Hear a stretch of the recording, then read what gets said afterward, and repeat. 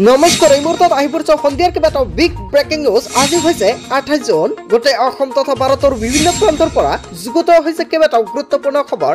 এনেবোৰ খবৰ নিতৌ পাই থাকিবলৈ চেনেলটি সাবস্ক্ৰাইব কৰি ভিডিঅ'টো এটা লাইক কৰিবলৈ নাপাহৰিব।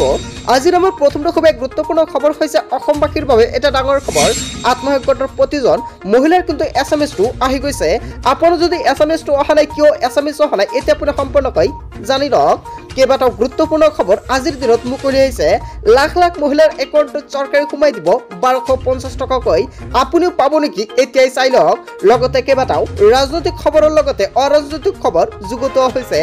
আজিৰ আমাৰ প্ৰথমটো খুব গুৰুত্বপূৰ্ণ খবৰ হৈছে অসমবাসীৰ বাবে এটা ডাঙৰ খবৰ। অমৃত বৃক্ষ আন্দোলনৰ সময়ত যিসকল ব্যক্তিয়ে গছ পুলি ৰোপণ কৰিছিলে সেইসকল ব্যক্তিৰ বাবে এটা ভাল খবৰ, কিয়নো অমৃত বৃক্ষ আন্দোলনৰ অংশৰূপে ৰোপণ কৰা পুলিকেইটাৰ ফটো আপুনি কিন্তু ফটো সম্পূৰ্ণকৈ দিব লাগিছিল। আপুনি এই দুটা বক্সত যেতিয়া আপুনি ফৰ্মটো সম্পূৰ্ণকৈ জমা দিছে, জমা দিয়াৰ আগতে ইয়াতে ফটো দুটা দিছে নে নাই, যদি দিছে তেনে ক্ষেত্ৰত নিশ্চয় কিন্তু আপোনাৰ ফোনত মেছেজটো আহিছে। আৰু যিসকল ব্যক্তিৰ একচেপ্ট হৈছে ফৰ্মটো, অকল সেইসকল ব্যক্তিৰ কিন্তু মোবাইল ফোন জেগায় এছএমএছটো প্ৰেৰণ কৰা হৈছে। লগতে সম্পূৰ্ণকৈ চাওক, ইয়াতে আঁচনিৰ লক্ষ্যসমূহ তলত উল্লেখ কৰা আছে। লগতে আঁচনিৰ পৰ্যায়ক্ৰমিক ৰূপায়ণসমূহ সম্পূৰ্ণকৈ কিন্তু কোনসকল ব্যক্তিয়ে আবেদন কৰিব পাৰিব সম্পূৰ্ণ কিন্তু ইয়াতে উল্লেখ কৰা আছে। লগতে আপোনাৰ কিমানটা সন্তান আছে সেয়াও কিন্তু সম্পূৰ্ণকৈ উল্লেখ কৰা আছিলে ফৰ্মত। যদি আপুনি সকলোখিনি ফৰ্মত ঠিকেই দিছে তেন্তে কিন্তু আপোনাৰ নিশ্চিত থাকক আপোনাৰ একচেপ্ট হ'ব। আৰু যদি আপোনালোকে ইয়াতে অলপমান সম্পূৰ্ণকৈ ভুল কৰিছে তেনে ক্ষেত্ৰত কিন্তু আপোনাৰ এখন একচেপ্ট নহ'ব। আপুনি কোন ধৰণৰ ভুল কৰিছে নে বা আপোনাৰ সন্তান কিমানটা আছে জেনেৰেল কাষ্টৰ, কিন্তু যদি জেনেৰেল কাষ্টত বিলং কৰে তেনে ক্ষেত্ৰত কিন্তু 3টাতকৈ অধিক সন্তান থাকিলে আৰু আপুনি যদি 4টা সন্তান ফৰ্মত দিছে তেনে ক্ষেত্ৰত কিন্তু আপোনাৰ ফোনত কেতিয়াও মেছেজটো নাহে। আৰু যিসকল ব্যক্তি SC ST কেটেগৰীত আৰু সেইসকল ব্যক্তি যদি 4টাতকৈ অধিক সন্তান দিছে তেনে ক্ষেত্ৰত কিন্তু আপুনি কেতিয়াও আপোনাৰ ফৰ্মটো একচেপ্ট নহয়, আপুনি কেতিয়াও 10,000 টকা নাপাব। হয়, আপুনি ঠিকেই শুনিছে। গোটৰ কোন কোন মহিলাৰ মেছেজটো আহিছে নিশ্চয় আপুনি কমেণ্ট কৰি জনাব। লগতে যিসকল মহিলাৰ এছএমএছটো অহা নাই সেয়াও কমেণ্ট কৰি জনাবলৈ নাপাহৰিব। তাৰপিছত অসমবাসী ৰাইজক জনাইছো আমাৰ 2 নম্বৰটো খুব গুৰুত্বপূৰ্ণ খবৰ। লগতে ডাঙৰ খবৰ, জিঅ'ৰ গ্ৰাহকৰ ওপৰত মাথমাৰ প্ৰতিটো প্লেনৰ নিৰিখ বৃদ্ধি কৰা হৈছে। 3 জুলাইৰ পৰা বলবৎ হ'ব নতুন নিৰিখ। পুনৰ জিঅ'ৰ লাখ লাখ গ্ৰাহকৰ ওপৰত মাথমাৰ চলাইছে। বৃদ্ধি পালে প্ৰতিটো প্লেনৰ নিৰিখ। কোনটো প্লেনত কিমান টকাকৈ বৃদ্ধি পালে এতিয়াই চাই লওক। মাহেকীয়া 155 টকা প্লেনৰ নিৰিখ বৃদ্ধি পালে 189 টকালৈকে। 209 টকা প্লেনৰ নিৰিখ বৃদ্ধি পালে 249 টকালৈকে। 239 টকাৰ প্লেনৰ নিৰিখ বৃদ্ধি পালে 299 টকালৈকে। 299 টকা প্লেনৰ নিৰিখ বৃদ্ধি পালে 349 টকালৈকে। কেৱল ইয়াই নহয়, 349 টকাৰ প্লেনৰ নিৰিখ বৃদ্ধি পালে 399 টকালৈকে। 399 টকাৰ প্লেনৰ নিৰিখ বৃদ্ধি পালে 449 টকালৈকে। দুমাহীয়া প্লেনৰ নিৰিখ বৃদ্ধি কৰা হৈছে।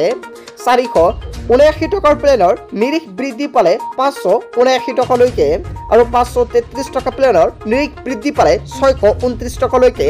90 দিনীয়া প্লেনৰ নিৰিখ কিমান টকাকৈ বৃদ্ধি পালে এতিয়াই চাই লওক। 666 টকাৰ প্লেনৰ নিৰিখ বৃদ্ধি পালে 799 টকালৈকে। লগতে 719 টকা প্লেনৰ নিৰিখ বৃদ্ধি পালে 859 টকালৈকে। 999 টকা প্লেনৰ নিৰিখ বৃদ্ধি পালে 1199 টকালৈকে। কোনকেইটা নিৰিখ বৃদ্ধি পালে প্লেনৰ মূল্য নিশ্চয় আপুনি সম্পূৰ্ণকৈ জানিলে। চ' বন্ধু বান্ধৱীসকল, যিয়ে যিখন প্লেন আগবঢ়াইছে ইয়াৰ বিষয়ত আপুনি কি ক'ব নিশ্চয় আপোনাৰ মন্তব্যটো কমেণ্ট বক্সত জনাব। তাৰপিছত অসমবাসী ৰাইজক জনাইছো আমাৰ 3 নম্বৰটো খুব গুৰুত্বপূৰ্ণ খবৰ। লগতে ডাঙৰ খবৰ, একচন আৰম্ভ। হেলমেট নিপিন্ধা বাইক আৰক্ষীক জৰিমনা আৰক্ষীৰ। মুখ্যমন্ত্ৰীৰ ঘোষণাৰ পিছতেই আৰম্ভ হ'ল আৰক্ষীৰ একচন। হেলমেট নিপিন্ধা আৰক্ষীক জৰিমনা। নিশাৰ ৰাজপথত অভিযান চলাইছে আৰক্ষীয়ে। হেলমেট নিপিন্ধিলেই আপুনি ভৰিব লাগিব জৰিমনা। কিমান টকাৰ জৰিমনা ভৰিব লাগিব আপুনি? এতিয়াৰ পৰা আপোনাৰ বাহনৰ নথি পত্ৰ নাথাকিলেও বিহিব নোৱাৰিব জৰিমনা, কিন্তু পিন্ধিব লাগিব হেলমেট। কেৱল এয়াই নহয়, ৰেপিড অলা উবেৰ সকলোৱে মানিব লাগিব এই নিয়ম। দুচকীয়া বাহনৰ পিছত উঠা যাত্ৰীও পিন্ধিব লাগিব হেলমেট। কেৱল এয়াই নহয়, মুখ্যমন্ত্ৰী হিমন্ত বিশ্ব শৰ্মাৰ 37টা আকৌ ডাঙৰ ঘোষণা কৰিছে।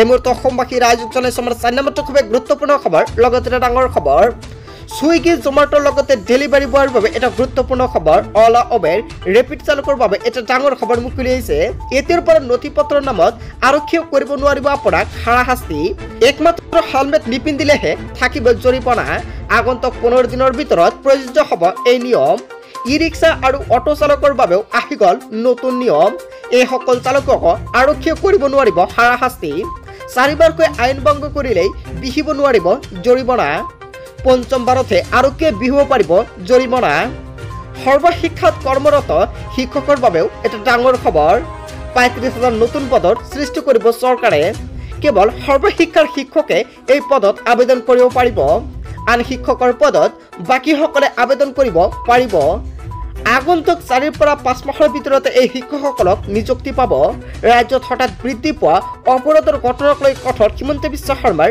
চৰকাৰ লোকসভা নিৰ্বাচনৰ পিছতে অসমক লৈ একাংশ লোকে অসমক লৈ কৰিছে অভিসন্ধি আৰু অসমক অশান্ত কৰাৰ পৰিকল্পনা এইসকলৰ সমাজবাদত সংঘটিত হোৱা ঘটনাই ইয়াকে উদঙাইছে কেৱল এয়াই নহয় ডেকেজুলিত অনুৰূপ ঘটনা সংঘটিত হৈছে নিৰ্বাচনৰ মাজতে দুধনৈত জনজাতীয় যুৱতীৰ সৈতে সংঘটিত হৈছে অনুৰূপ ঘটনা কেৱল এয়াই নহয় বৰপেটাৰ এখন গাঁৱত সংঘবদ্ধ আক্ৰমণ কৰিছে কোকৰাঝাৰত এখন গাঁৱত সংঘবদ্ধ আক্ৰমণ চলিছে বিগত 3 বছৰত অসমত এনে ঘটনা প্ৰায় নাইকিয়া হৈ গৈছিল কিন্তু হঠাৎ এটা মাহত ৰাজ্যত বৃদ্ধি পাইছে এই ঘটনাবোৰৰ লগত একাংশই বিশেষ লোক জড়িত হৈ আছে অসম আৰক্ষীক কঠোৰৰ পৰা কঠোৰ ব্যৱস্থা লোৱাৰ নিৰ্দেশ দিয়া হৈছে শীঘ্ৰে ইয়াৰ উত্তৰ বিচাৰি উলিওৱা হ'ব দুষ্কৃতিকাৰী কঠোৰ সকিয়নি মুখ্যমন্ত্ৰী হিমন্ত বিশ্ব শৰ্মাৰ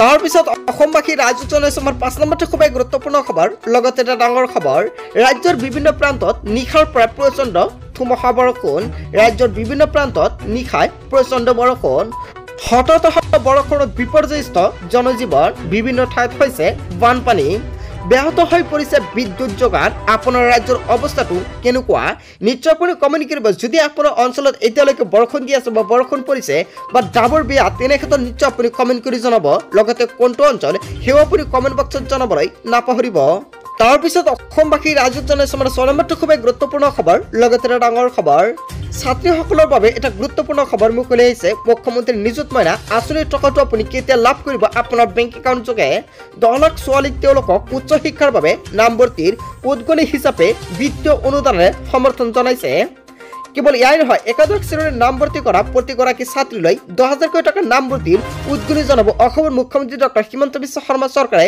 এই সম্পূৰ্ণকৈ বৈঠকত সিদ্ধান্ত গ্ৰহণ কৰিছে স্নাতকোত্তৰ প্ৰথম বৰ্ষত নামভৰ্তি কৰা প্ৰতিগৰাকী ছাত্ৰীলৈ 12,500 টকাৰ নামভৰ্তি উদ্গনি কেৱল এয়া নহয় স্নাতকোত্তৰ প্ৰথম বৰ্ষত নামভৰ্তি কৰা প্ৰতিগৰাকী ছাত্ৰীলৈ 15,000 টকা নামভৰ্তিৰ উদ্গনি জনাব যিসকল ছাত্ৰীয়ে এতিয়া নামভৰ্তি কৰিছে সেইসকল ব্যক্তিৰ একাউণ্টত কেইটা টকাটো সোমাব প্ৰত্যেক মাহতে কিন্তু আপোনাৰ বেংক একাউণ্টত চৰকাৰ পোনপটীয়াকৈ সোমাই দিব আৰু ইয়াত টকা কিন্তু আপোনাৰ 10 মাহ চৰকাৰে প্ৰদান কৰিব আৰু প্ৰতি মাহতে কিন্তু আপুনি লাভ কৰিব 1,000 টকা যদি আপুনি একাদশ শ্ৰেণীত অন্তৰ্ভুক্ত হৈছে অথবা যিসকল ছাত্ৰ ছাত্ৰীসকলে স্নাতকোত্তৰ প্ৰথম বৰ্ষত আৰু সেইসকল ছাত্ৰ ছাত্ৰীসকলে কিন্তু লাভ কৰিব 1250 টকাকৈ কেৱল এয়াই নহয় যিসকল ছাত্ৰ ছাত্ৰীয়ে প্ৰথম বৰ্ষত স্নাতকোত্তৰ প্ৰথম বৰ্ষত নামটো অন্তৰ্ভুক্ত কৰিছে সেইসকল ছাত্ৰীয়ে কিন্তু 2,500 টকা লাভ কৰিব প্ৰতি মাহতে তাৰ পিছত অসমবাসী ৰাজ্যক জনাইছে আমাৰ 7 নম্বৰটো খুবেই গুৰুত্বপূৰ্ণ খবৰ লগতে এটা ডাঙৰ খবৰ গ্ৰাম্য মহিলা উদ্যোগী সবলীকৰণৰ পদক্ষেপ